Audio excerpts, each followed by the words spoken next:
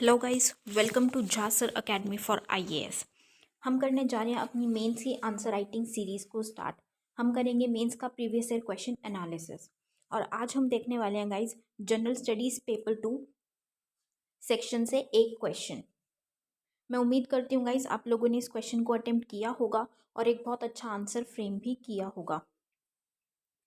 So guys आज हम person with disabilities की जिनकी हम बात करते हैं तो उनके लिए एक एक्ट लाया गया था। तो हम आज उस एक्ट के बारे में और उसमें क्या क्या बेनिफिशरीज या क्या उनके लिए इंक्लूड किया गया है उसके बेसिकली उनके बेनिफिट्स के बारे में हम बात करेंगे। So guys this topic is very much important. तो आप इसके जो भी पॉइंट्स आपको आज मिलेंगे आप उनको अपने पास लिख के रखिएगा। That would help you in future allot.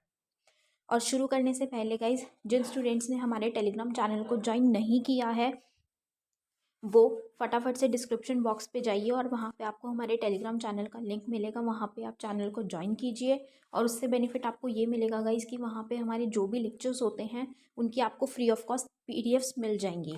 आप पीडीएफ्स को वहाँ से डाउनलोड कर सकते हैं, चाहे वो करंट अफेयर्स की है, ये जो मेंस हम प्रीवियस ईयर क्वेश्चन एनालिसिस कर रहे हैं इसकी भी, और जो हमारी प्रीलिम्स की डेली प्रैक्टिस सीरीज चलती है उसकी भी। और साथ ही साथ गाइज आपके लिए जितने भी वीडियो लेक्चर्स लाए जाते हैं आपको उन सबकी लिंक्स भी वहाँ पे प्रोवाइड कर दी जाती है। और गाइज जो स्टूडेंट्स सीरियसली प्रिपेयर कर रहे हैं सिविल सर्विसेज के लिए उनके लिए गाइज मैं कहूँगी कि आप करंट अफेयर्स का यहाँ से झासर अकेडमी से रेगुलरली फॉलो कीजिए। रेगुलर बेसिस पे आप अगर अपना 1 से 1.25 घंटा देंगे that would be more than enough. आपको उसके अलावा कहीं से भी करंट अफेयर्स पढ़ने की या देखने की प्रिपेयर करने की ज़रूरत नहीं है। हमारे करंट अफेयर्स में से ही आपके एग्ज़ाम में क्वेश्चन पूछा जाएगा, उसके बाहर से कुछ भी नहीं आएगा। और गाइज हमारा जनरल स्टडीज़ का प्री प्लस मेंस बैच चल रहा है, आप उसको ज़रूर ज्वाइन कीजिए। उसमें GS 1 2 3 4 की तैयारी करवाई जा रही है और ज़ीरो से तैयारी वाला बैच है जहाँ सर आपको खुद मेंटोर कर रहे हैं। और अगर आप कोर्सेज़ की उस बैच की डिटेल्स को अच्छे से फॉलो करेंगे और आप जहाँ सर की गाइडलाइंस को अच्छे से फॉलो करेंगे गाइज तो आपको ये एग्ज़ाम निकालने से कोई नहीं रोक सकता, आपका सिलेक्शन पक्का होगा ही होगा। तो ज़रूर ज्वाइन कीजिएगा गाइज। और हमारा एक मेंस का आंसर राइटिंग बैच भी चल रहा है गाइज, उसको भी आप ज्वाइन कीजिए। उसमें 500+ क्वेश्चंस की प्रैक्टिस करवाई जा रही है। हमारी एक्सपर्ट फैकल्टी है वो आपकी आंसर कॉपीज़ को चेक करते हैं और आपको मिस्टेक्स बताते हैं, इम्प्रूव करने में हेल्प करते हैं। और इतना ही नहीं, उसी के साथ साथ आपको हर क्वेश्चन का एक सैम्पल आंसर भी दिया जाता है और उसका वीडियो सोल्यूशन भी दिया जाता है विद प्रॉपर एक्सप्लेनेशन। तो इन कोर्सेज़ को ज़रूर ज्वाइन कीजिएगा गाइज। अगर आप सीरियसली प्रिपेयर कर रहे हैं तो ज्वाइन करने के लिए आप नीचे दिए गए नंबर 9713282838 पे व्हाट्सएप करके आप कोर्सेज़ की डिटेल्स ले सकते हैं और फिर आप कोर्सेज़ को ज्वाइन कर सकते हैं।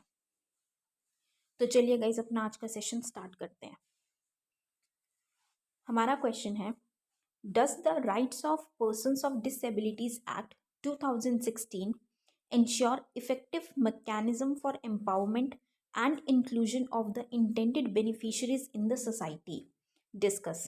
क्या विकलांग व्यक्तियों के अधिकार अधिनियम 2016 समाज में इच्छित लाभार्थियों के सशक्तिकरण और समावेशन के लिए प्रभावी तंत्र सुनिश्चित करता है? चर्चा करना। ये question guys GS2 Indian society section से पूछा गया है और ये क्वेश्चन UPSC ने 2017 में पूछा था। तो गाइज जब हम इस क्वेश्चन की बात करते हैं तो इसमें हमसे क्या पूछा गया है कि जो एक पर्सन विद डिसेबिलिटीज़ जो हैं उनके लिए एक एक्ट लाया गया था 2016 में, उनके राइट्स के उनके अधिकारों को लेकर एक एक्ट लाया गया था। ठीक है, तो क्या वो एक ऐसा मैकेनिज्म सेट करता है, उसका हमें इंश्योरिटी देता है किसकी, कि जो भी इंटेंडेड बेनिफिशरीज हैं, मतलब जो भी डिसेबिलिटीज़ से जूझ रहे हैं या ऐसा कुछ जो उनके बेनिफिशरीज हैं, ठीक है, लाभार्थी हैं, वो उसमें उनको इंक्लूड किया गया है, उनका समावेशन किया गया है और उनका सशक्तिकरण पे ध्यान दिया गया है। क्या ऐसा मैकेनिज्म ये एक्ट सेट करने में काबिल हुआ है या नहीं हुआ, ये वो इंश्योर करता है या नहीं करता है ये एक्ट, तो हमें वो बताना है। तो बेसिकली कुछ नहीं है, हमें इस एक्ट के बारे में बताना है कि इसने बेनिफिशरीज के लिए जो क्या किया है, जो हमारी सोसाइटी में डिसेबल्ड पर्सन्स देखने को मिलते हैं या कौन कौन से डिसेबिलिटीज़ को वहाँ पे ऐड ऑन किया गया है, किस किस के लिए काम किया गया है, हमें उसके बारे में एक्सप्लेन करना है। राइट। तो सिंपल सॉर्टेड तरीके से हमें क्वेश्चन दिया गया है तो हम सिंपल तरीके से ही इसका आंसर फ्रेम करेंगे। तो चलिए स्टार्ट करते हैं guys. The rights of persons with disabilities act 2016 replaced the Persons with Disabilities Act 1995 to comply with the United Nations Convention on the Rights of Persons with Disabilities। क्या है कि जो persons, जो ऐसे लोग हैं जो विकलांग हैं, मतलब विकलांग व्यक्ति हैं, ठीक है, तो उनके लिए पहले से ही एक्ट एक लाया गया था, 1995 में एक्ट लाया गया था।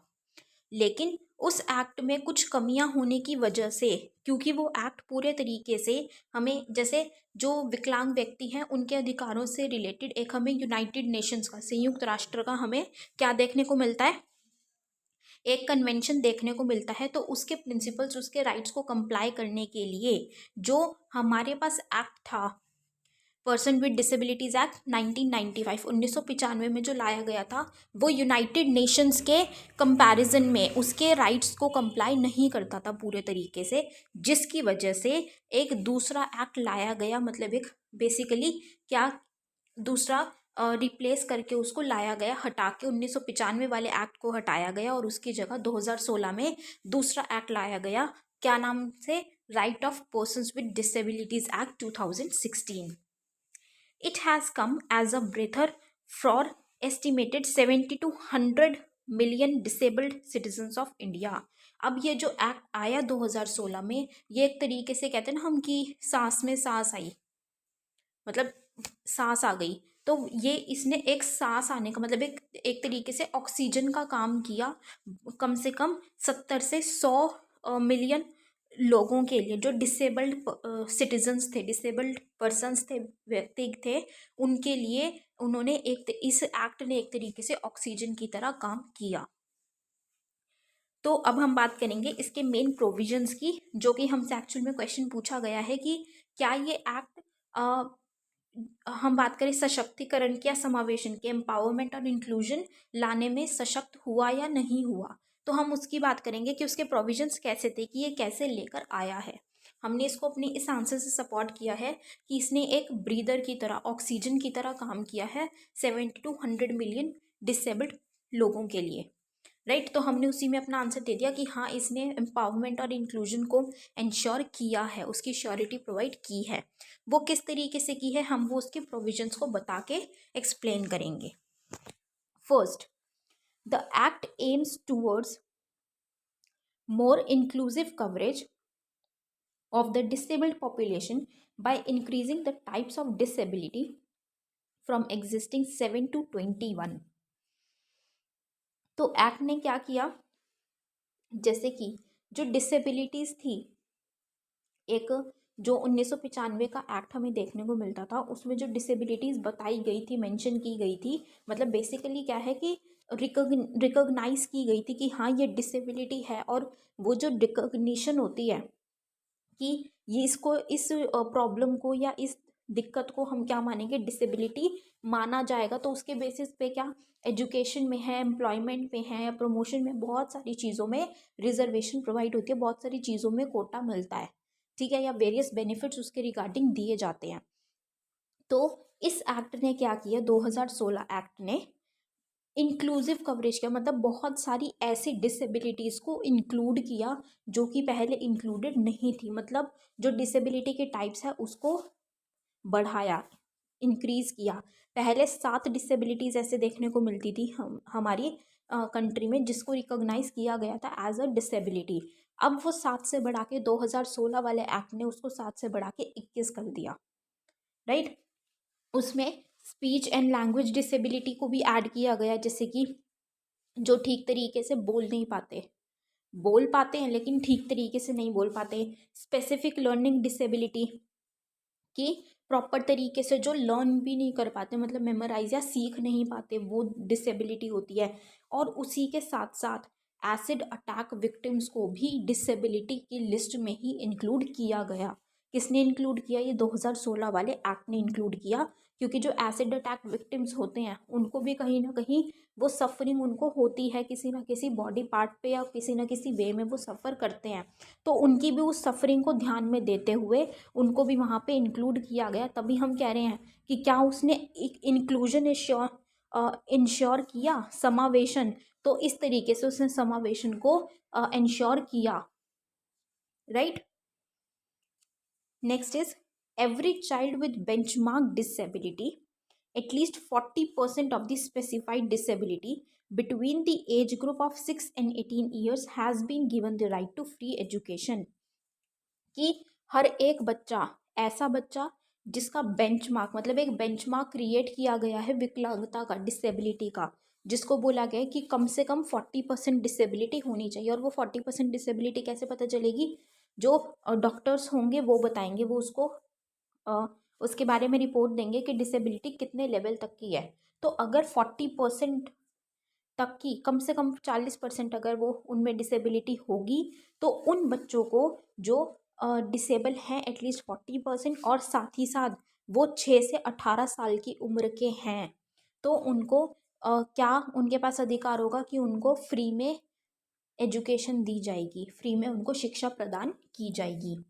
It also recognizes the right of a disabled child to study in a mainstream school। कि ये जो, अब ये जो चिल्ड्रन है, जैसे क्या बोला जाता है कि माइनॉरिटीज़ का जैसे हमें देखने को मिलता है कि वो अपना अलग स्कूल सेटअप कर लेते हैं, ठीक है, या वो अलग स्कूल में पढ़ते हैं, राइट।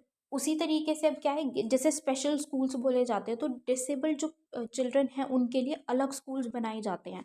वो नॉर्मल स्कूल्स में उनको रीड पढ़ने के लिए नहीं दिया जाता था, तो उसमें क्या है, उनको क्या बोला गया कि उनका ये भी राइट वहाँ पे इंश्योर किया गया कि जो डिसेबल्ड चिल्ड्रन हैं उनको भी प्रॉपर नॉर्मल स्कूल्स में या अच्छे मुख्य धारा के स्कूल्स में पढ़ने का अधिकार है, और वो वहाँ पे पढ़ सकते हैं, उनको पूरी फैसिलिटीज़ वहाँ पे प्रोवाइड की जाएगी। हम बात करते हैं ना इंक्लूसिव एजुकेशन की, दिस इज़ इंक्लूसिव एजुकेशन, कि हर तरीके के बच्चे को लेके चलना है। ऐसा नहीं है कि अलग अलग करने, जो नॉर्मल चिल्ड्रन है वो अलग पढ़ेंगे और जो डिसेबल्ड चिल्ड्रन से या स्पेशल चिल्ड्रन देखने को मिलते हैं वो अलग पढ़ेंगे। नो, सभी को इकट्ठे पढ़ाना है और इकट्ठे इंक्लूसिव एजुकेशन देनी है, उनको प्रॉपर तरीके की फैसिलिटीज़ भी प्रोवाइड की जाएगी उन स्कूल्स में। Next is additional benefits such as reservation in higher education. मतलब अब क्या किया गया, इसमें क्या भी बताया गया कि ये जो डिसेबिलिटीज़ बताई गई हैं, 21 तरीके की डिसेबिलिटीज़ मेंशन की गई 2016 के एक्ट में, तो उसमें क्या क्या कुछ उनको एडिशनल बेनिफिट्स भी मतलब अतिरिक्त लाभ भी दिए जाएंगे। जैसे कि उनको जैसे हमने बात की कि जो 16 से 18 साल के बच्चे हैं उनको तो फ्री एजुकेशन दी जाएगी, ठीक है, फ्री में शिक्षा प्रदान की जाएगी। लेकिन जो 18 साल की उम्र के ऊपर के बच्चे हो जाते हैं, 18 साल की उम्र के ऊपर हम एडल्ट्स कहेंगे, एडल्ट्स हैं, तो उनको हायर एजुकेशन के लिए वहाँ पे उनके लिए फ्री का क्लॉज नहीं है, क्योंकि सरकार इतना अफोर्ड नहीं कर सकती, इतना एक्सपेंडिचर नहीं कर सकती, लेकिन उनको वहाँ पे रिजर्वेशन दिया जाएगा। लेकिन वो 5% से ज़्यादा नहीं होगा, 5% से 5% से कम का नहीं होगा, कम से कम 5% का उनको हायर एजुकेशन में रिजर्वेशन दिया जाएगा, ठीक है, ताकि उनका कहीं पे भी एक्सक्लूजन ना हो। इंक्लूजन की ही बात आ गई वापस से।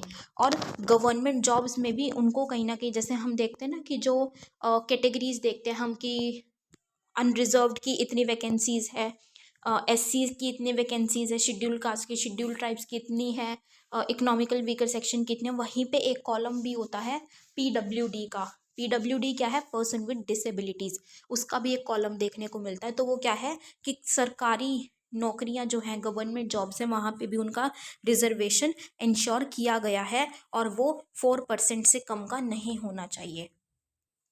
उसके अलावा reservation in allocation of land, जब लैंड एलोकेट की जाती है वहाँ पे भी उनका रिजर्वेशन आगे रखा जाएगा।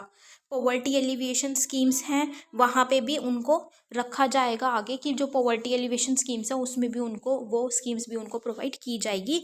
और वहाँ पे भी एक क्या बेंचमार्क रखा है कि कम से कम 5% अलॉटमेंट उनको दी जाएगी। तो इस तरीके से जो पर्सन विद डिसेबिलिटीज़ हैं उनको नीड्स देने के लिए, बेनिफिट्स देने का काम इस यहाँ पे इंश्योर किया गया है, उस पर ध्यान दिया गया है कि ताकि वो पूरी तरीके से कहीं पे भी लैक ना हो, मतलब वो अपना बेस्ट कर सके हर फील्ड में, वो कहीं पे भी पीछे ना रहे किसी से भी। Next is stress has also been given to ensure accessibility in public buildings in a prescribed time frame. अब इसका क्या मतलब है कि इस चीज़ पे भी जोर दिया गया है कि जो पब्लिक बिल्डिंग्स हैं वहाँ पे भी वो अपनी एक्सेसिबल, मतलब उसको अपनी पहुँच सुनिश्चित कर पाएँ। जैसे कि मान लीजिए अगर किसी पर्सन को ऐसी डिसेबिलिटी है कि उनको चलने में प्रॉब्लम है, राइट, तो क्या ऐसा है कि अब जो पब्लिक बिल्डिंग्स है वो वहाँ पे फर्स्ट फ्लोर पे, सेकंड फ्लोर पे नहीं जा पाएंगे?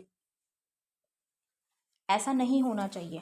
अगर वो नहीं जा पाएंगे तो क्या है, उनकी पहुंच नहीं है वहां तक, उनकी वो पहुंच को बरकरार, मतलब उनकी पहुंच बनानी है वहां तक, ये इंश्योर करना है जल्दी से जल्दी with in a stipulated time frame, ठीक है, ताकि वो जा सके। जैसे कि वहां पर रैंप बनाया जा सकता है जहाँ से कि वो आराम से जा सके। फॉर एग्जाम्पल अब रैंप बनाया जाएगा, रैंप से भी वो चल के नहीं जा सकते हैं ऊपर, तो वहाँ पे उनके लिए व्हील चेयर्स रखी जाए ताकि वो उस पर बैठ के और रैंप के थ्रू उनको लेके जाया जा सके, या फिर लिफ्ट्स का इंतज़ाम किया जा सकता है। तो इस तरीके से ऐसी फैसिलिटीज़ बनानी ज़रूरी हैं पब्लिक बिल्डिंग्स में भी, ताकि उनको हर चीज़ पे, हर एक एरिया पे उनकी एक्सेसिबिलिटी बनी रहे, राइट। अब ये एक्ट किस चीज़ पे जोर देता है? प्रिंसिपल्स ऑफ नॉन डिस्क्रिमिनेशन, की भेदभाव नहीं होना चाहिए।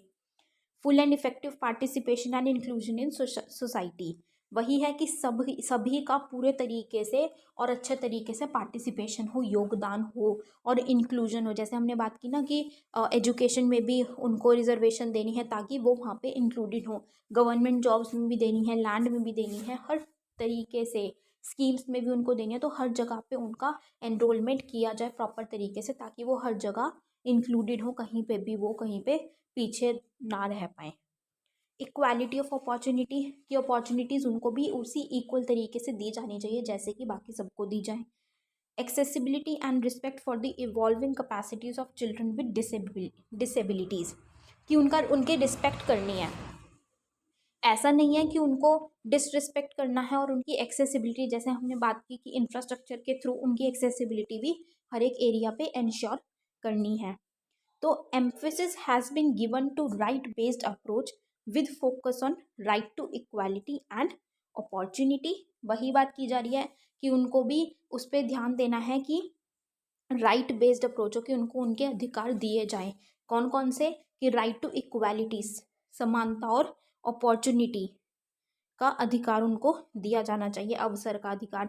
Right to inherit and own property, property में भी उनको अधिकार दिया जाना चाहिए। Right to home and family and reproductive rights among others, ठीक है। तो ये सब राइट उनको देने में ध्यान देना है कि कहीं पे भी उनको इस तरीके से पीछे ना रखा जाए, और ये राइट जो अधिकार उनके हैं ये उनको दिए जाए प्रॉपर तरीके से।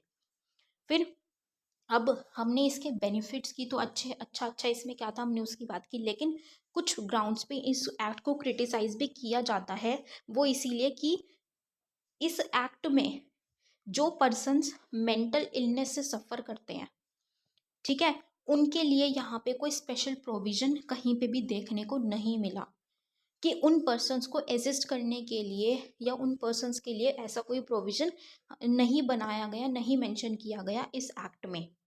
तो many states also could not frame rules under the act within the stipulated time limit।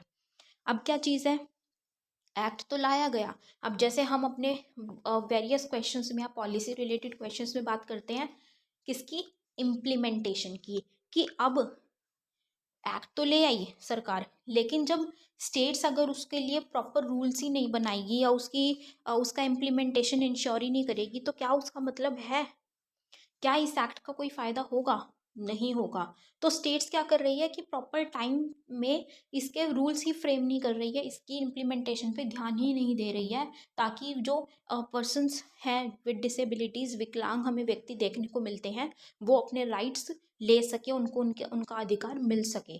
तो इसीलिए इसका इम्प्लीमेंटेशन नहीं हो पा रहा है प्रॉपर तरीके से। While the 2016 Act provides many reassurances, brings domestic violence in consonance with international standards and is a huge step forward कि लेकिन फिर भी हम बात करें 2016 के एक्ट की इसमें तो बहुत सारी हमें रीएश्योरेंसेस आश्वासन प्रदान कर रहा है, जैसे कि हमने बात की थी एसिड अटैक विक्टिम्स थे या फिर डोमेस्टिक वायलेंस के जो केसेस हमें देखने को मिलते हैं, तो उसको भी ये इस एक्ट के अंडर लेकर आए हैं। किसके? उन्हीं ग्राउंड्स पे जैसे कि इंटरनेशनली लिया जा चुका है।